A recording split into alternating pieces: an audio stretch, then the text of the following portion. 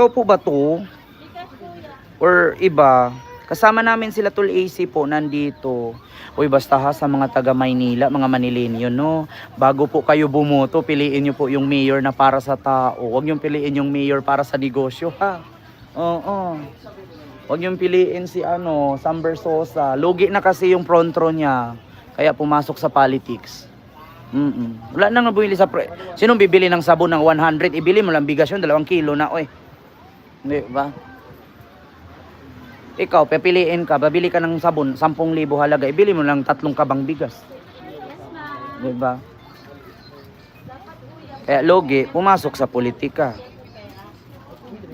Diba? Oo, nagluluto si Tol AC, Ma'am Elidel. Pangit siya. Totoo po, pangit siya dati kasi gawa yung ilong niya. Dugo na lang original ni Sam Versosa. Ritoke po yung mukha niya. Kung walang pera yun, hindi magkajowa ng artista. Sa tingin niyo, jujuwain siya ni Rian Ramos kung wala siyang pera. Talk to the pagong. Diba? Sa tingin niyo, si Sam Versosa, jujuwain ba ni Rian Ramos kung wala siyang pera? Hindi.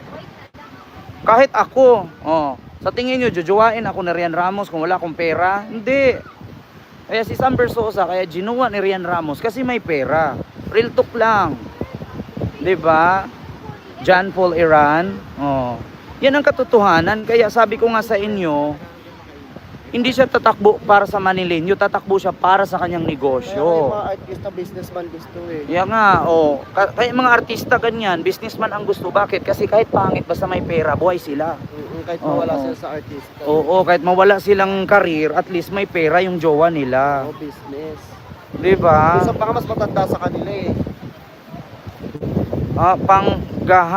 Ngahan pa, wala nang magkagusto kay Rian kasi pinagsawaan na siya. Actually minsan si Rian makikita ko babae ang jowa. Tapos minsan si DJ mo, ano ba 'yon? Twister ba 'yon? Yung babaero. Yung DJ ba 'yon? DJ mo Twister.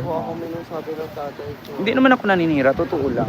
Sa tingin niyo kung walang pera si Sam Versosa, magustuhan ni Rian yan? Hindi. May pera lang.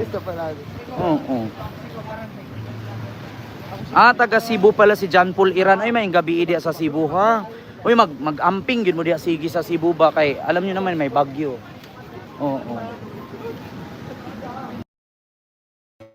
DJ mo nabuntis siya noon. Pusudo. Kaya nga isa lang talaga masasabi ko, hindi yan papatol ko umapasok sila kasi dahil sa negosyo. Actually, may negosyo po siyang Maserati luxury car. At actually, Maserati Philippines, 2 pa lang yata. San Juan and EDSA. Iniwan si DJ mo. Ubus na yata pera eh. Sir Miguel Villegas. 'Di ba? Kaya di ba din yan sa Rian ng babae? oo nga siya ni DJ mo noon eh. Kaya nga sabi ko sa inyo, Diyos mio Marimar. Milk tea, malamig ba? Yes po Ma'am Lovely, super lamig. Napunta lang ako dun sa tindahan, naging Muslim na ako. Nandito sila. Tsaka ipakita ko sa inyo si Tol AC, nandito siya ngayon. Makikita mo po siya ngayon, no? Si Tol AC Sigaw. Ang walang iba kundi Iskonians. Tol AC, may nakarating sa aking balita. Kaya pala, ha? Oo. Politics. Kaya pala gusto ni Sam Versosa pumasok pagka mayor ng kasi may negosyong ipasok. Maserati. Luxury car. Ilang beses na daw siyang nag-apply kumuha ng permit, hindi binigyan. Para pag ano siya, Pag siyang naging mayor, libre na, may kickback pa. tapos Yung permit, yung BIR nga. Diba? Tapos pangalawa, ganun pala yun. Sa tingin mo, mamahalin siya ni Rian kung wala siyang pera? Hindi no. Kamukha ni Jetro yun. Noon, galing mo, demonyo. Tsura nun. Alam niya. Diba? Walang retoke to. Sa tingin nyo, mahalin to ni Rian Ramos? Hindi, wala akong pera eh. Oh, yan ang totoo. Kaya, sa totoo lang, si Sam may retoke yan, baba, ilong. Dugo lang original dyan. Hindi naman ako naninira eh. Kasi kung tignan nyo yung mukha niya noon at mukha niya ngayon, magkaiba na. Oo. Diba? Kaya ako na nagsabi sa inyo. Diba? Oo. Hindi naman talaga pogi, Ma'am Ficino. Oo. Diba? O, Ma'am Pati de la Cruz, upo lang po muna. Ako dito, ay, Diyos mio, Marimar, anak ni Jesus di Adan. Oo, kaya sabi ko nga sa inyo, ganun talaga ang katotohanan sa buhay. Diba? Oo, Ma'am Pati de la Cruz, Ma'am Ficino, John Paul Iran from Cebu. Ayan, pa-shout out Rafael Fernandez Rosalihos from Cebu. And may galab shout out po Rafael Fernandez Rosalihos from Cebu. And nandito po tayo sa Maynila, God first, di ba? Oo. Kaya nga, sabi ko sa inyo, ganun po katotoo. Oy, Mama ni TV Vlogs, may galab shoutout. Hindi ako makapaglagay ng jacket. Ngayon kay cellphone lang ang gamit natin. Mumurahin lang kaya yung ating gamit na cellphone. Kaya, maingay yung mga palaboy sa Boracay. Oo, Ma'am Ficino. Naku, ngayon abangan nyo, may KKT kami. Talagang aabangan nyo po. Kaya, naku, oh, Diyos ko. Ako, hindi ko nagsasabi, pasensya po kayo ha, anong oras po kikitin nyo Daddy Ken, sabi ni Ma'am Elidel Balseta. Ano po, mamaya-maya po. Uy, pasensya kayo ha, huwag kayo umalis dyan. Nawala lang yung internet natin, nawala kayo agad dyan. Di ba? Oo, mamaya kaya naghanap nga kami ng costume nalaman-laman ko ang balita ngayon, may nakarating sa akin. Ito ha, speaking lang of Sam Bersosa. May reklamo pala si Sam Bersosa. Meron pala siyang iniindang, no? Meron pala siyang hinanakit sa Manila. Kasi matagal na di umano nakarating sa aking chismis. Ang chismis disclaimer lang.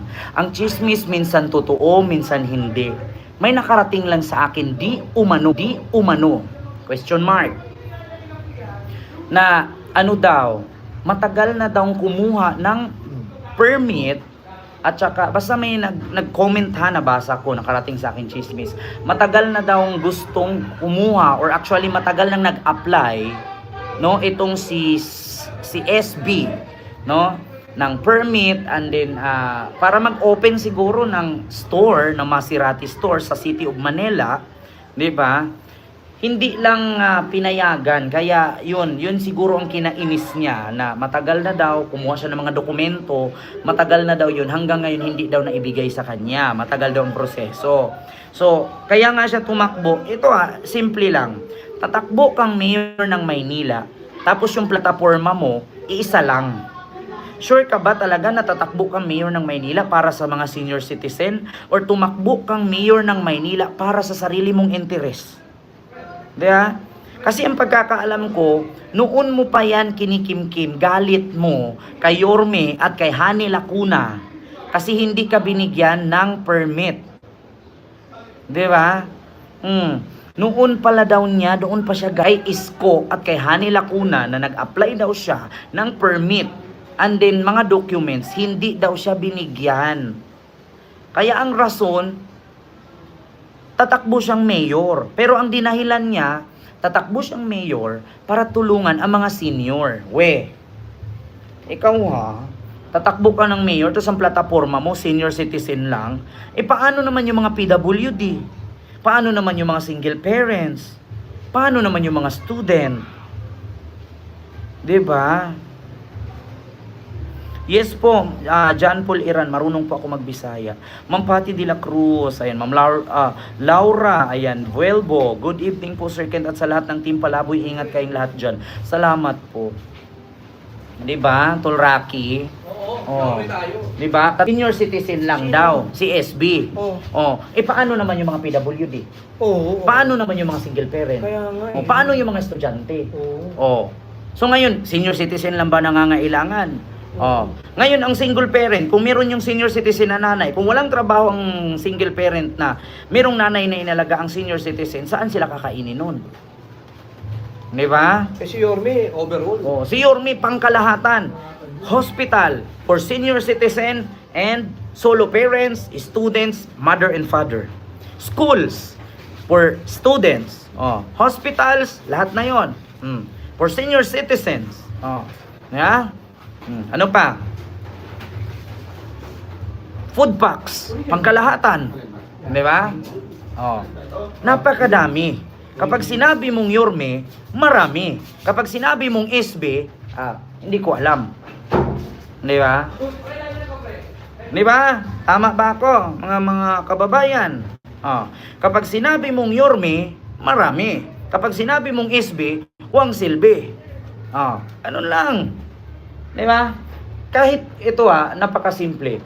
Kahit bali-baliktarin man natin ang mundo ng politika sa Maynila, hindi kayang lagpasan at hindi kayang i-take over or mag-overtake si SB kay Yorme.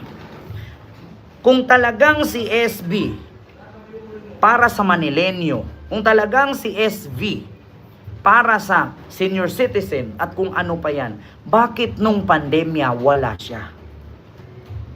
Di ba, mga kababayan? Bakit nung pandemic wala siya? Si Yorme, ako mismo magpapatunay.